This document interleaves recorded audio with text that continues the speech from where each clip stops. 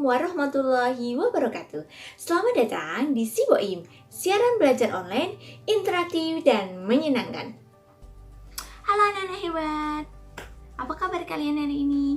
Semoga kalian selalu dalam keadaan sehat dan tetap semangat ya. Anak-anakku, jangan lupa untuk tetap menerapkan protokol kesehatan dengan melaksanakan 3M. M yang pertama, mencuci tangan dengan sabun dan air yang mengalir. M yang kedua, memakai masker. Dan M yang ketiga, menjaga jarak. Semoga dengan kita disiplin dan rajin melaksanakan 3M, kita semua akan terhindar dari bahaya virus corona. Anak-anak hebat, hari ini kalian semua akan belajar ditemani oleh Bu Mariana. Kita akan belajar di kelas 4, tema 3, peduli terhadap makhluk hidup, subtema yang kedua, keberagaman makhluk hidup di lingkunganku, pembelajaran yang kelima. Kompetensi dasar yang akan kita pelajari hari ini, yang pertama, mengidentifikasi karakteristik ruang dan pemanfaatan sumber daya alam untuk kesejahteraan masyarakat dari tingkat kota atau kabupaten sampai tingkat provinsi. Yang kedua, menjelaskan pentingnya upaya keseimbangan dan pelestarian sumber daya alam di lingkungannya.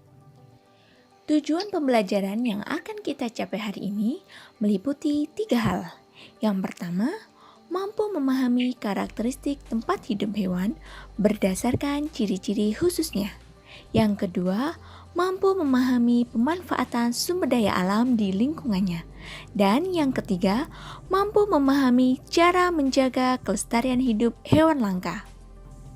Anak-anakku, sebelum kita mulai pelajaran hari ini, marilah kita berdoa sesuai dengan agama dan kepercayaan kita masing-masing. Berdoa mulai. Berdoa selesai. Anak-anakku, coba kita perhatikan gambar berikut ini. Ada gambar ikan sedang berenang. Apakah anak-anak tahu di mana tempat hidup ikan? Ya, betul. Ikan hidup di air. Anak-anak, sekarang kita mengamati gambar-gambar hewan yang ada di layar. Ada gambar ayam, ada gambar itik, ada gambar kucing, dan ada gambar ikan. Ayo, kira-kira di mana ya hewan-hewan ini hidup? Ya, benar. Ayam hidup di darat. Itik hidup di darat. Kucing hidup di darat. Dan ikan hidup di air. Anak-anak, sekarang kita amati gambar ayam dan gambar ikan. Apa perbedaan tempat hidup ayam dan ikan? Lalu, apakah menurut anak-anak ikan dan ayam bisa hidup di lingkungan yang sama? Jawabannya, ayam dan ikan tidak bisa hidup di lingkungan yang sama karena ayam hidup di darat dan ikan hidup di air. Jadi, setiap hewan yang berbeda itu memiliki tempat hidup yang berbeda pula. Setiap makhluk hidup itu memiliki tempat tinggal. Apakah anak-anak tahu apa nama tempat tinggal suatu kelompok hewan? Ya, benar. Habitat. Habitat adalah tempat tinggal suatu kelompok hewan. Habitat dikelompokkan menjadi 3. Yang pertama, darat. Yang kedua, air. Dan yang ketiga, darat dan air. Hewan diciptakan Tuhan dengan bentuk dan jenis yang berbeda-beda. Setiap jenis hewan memiliki tempat hidup masing-masing. Tempat hidup hewan itu tergantung dari ciri-ciri khusus yang dimiliki oleh hewan tersebut. Ciri-ciri khusus mempunyai hubungan yang erat dengan karakteristik tempat hidupnya. Anak-anak, untuk tahu lebih lanjut tentang hubungan karakteristik tempat hidup hewan dengan ciri-ciri khususnya, mari kita pelajari lebih lanjut. Coba anak-anak, kalian amati, ada gambar apakah itu? Ya, benar, ada gambar cicak. Anak-anakku, mari kita bersama-sama menyanyi lagu Cicak cicak di dinding. Pasti anak-anak di rumah sudah mengenal lagu itu semua ya. Ibu guru hitung sampai 3, kita bernyanyi bersama-sama. 1, 2, 3.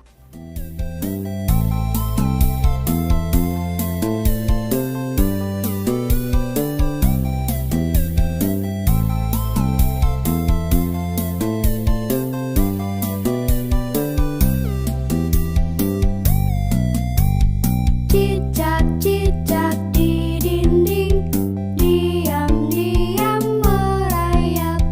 Datang seekor nyamuk, hap, lalu ditangkap. Cicak-cicak di dinding, diam-diam merayap. Datang seekor nyamuk, hap, lalu ditangkap.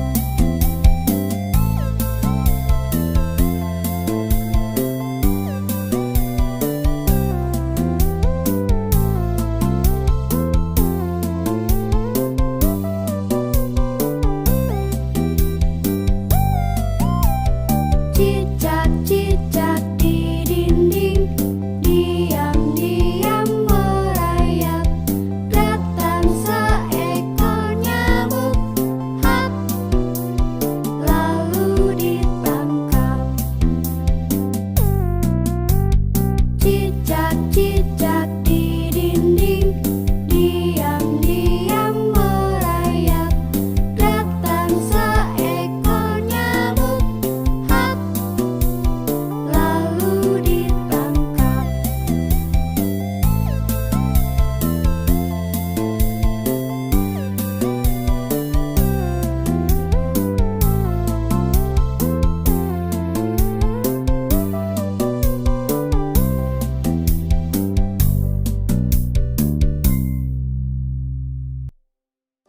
Anak-anak, setelah kita menyanyikan lagu cicak-cicak di dinding, Bu Guru punya pertanyaan untuk anak-anak.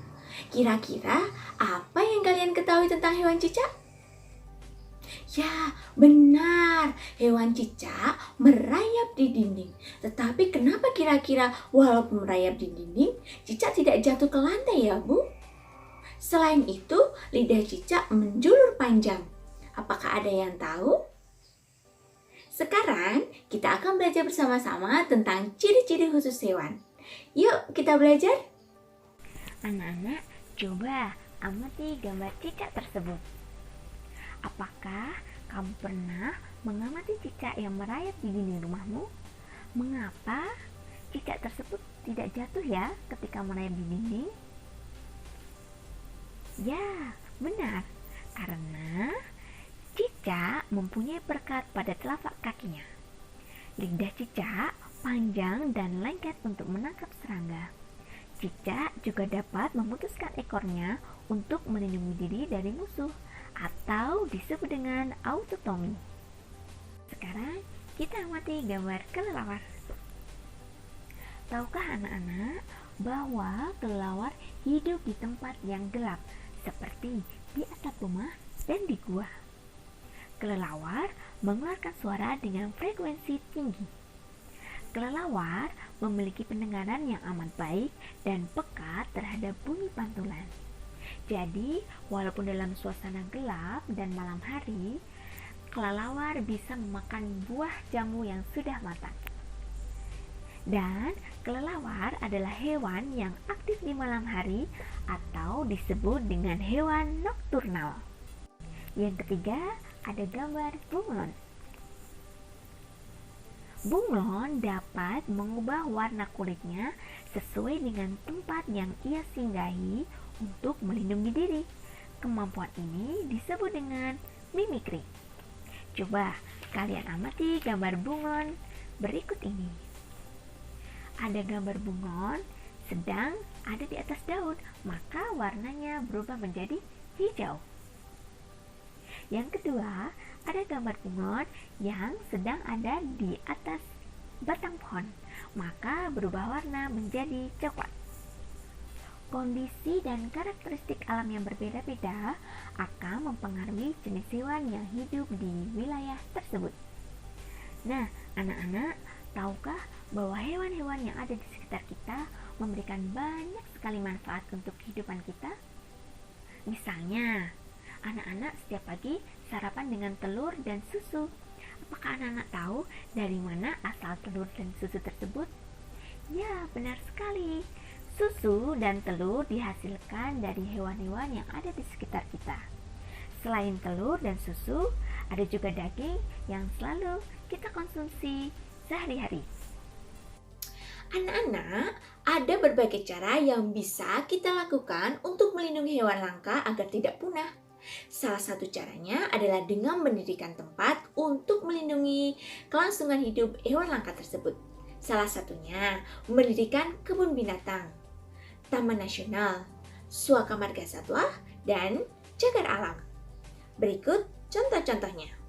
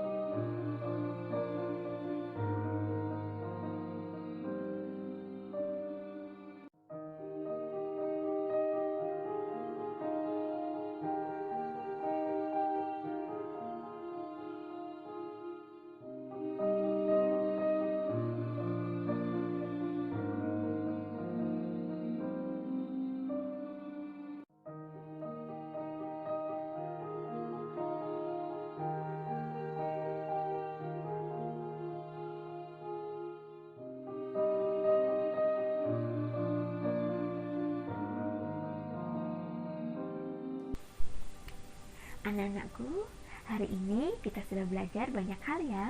Di antaranya, kita sudah mempelajari ciri-ciri khusus hewan sesuai dengan lingkungan tempat tinggalnya. Yang kedua, kita sudah mempelajari pemanfaatan sumber daya alam hewan.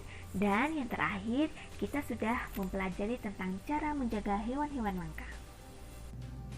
Cukup sekian pembelajaran kita hari ini ya.